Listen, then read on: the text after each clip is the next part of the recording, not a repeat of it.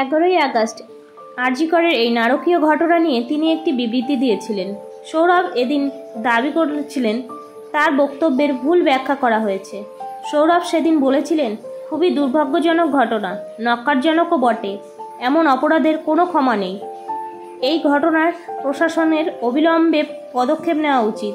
আসলে এই ধরনের ঘটনা যে কোনো জায়গায় হতে পারে। দুর্ভাগ্যক্রমে ঘটনাটা ঘটল হাসপাতালে। সিসিটিভি ব্যবস্থা থাকা উচিত। একই সঙ্গে নিরাপত্তা ব্যবস্থাও জোরদার থাকা উচিত।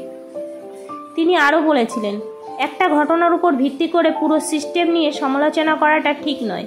বাংলার মেয়েদের নিরাপত্তা আছে, এমনকি গোটা ভারতেও মেয়েদের নিরাপত্তা রয়েছে।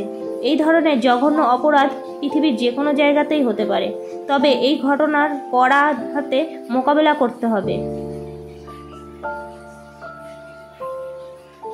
তিনি এদিন ফের বললেন, গত রবিবার আমি এই বিষয়ে মুখ খুলেছিলাম। আমি জানি না আমার বক্তব্যের কী ব্যাখ্যা হয়েছে। আবারও বলছি, এই ঘটনা ভয়ঙ্কর। দোষীদের এমন শাস্তি হোক যাতে ভবিষ্যতে এই রকম ঘটনা কেউ ঘটাতে না পারে। তদন্ত চলছে। আশা করব দোষীকে চিহ্নিত করে শাস্তি হবে। যেভাবে মানুষ প্রতিবাদ করছেন, এ ঘটনা পৃথিবীর যে কোনো প্রান্তে হলে এভাবেই মানুষ গর্জে উঠতেন।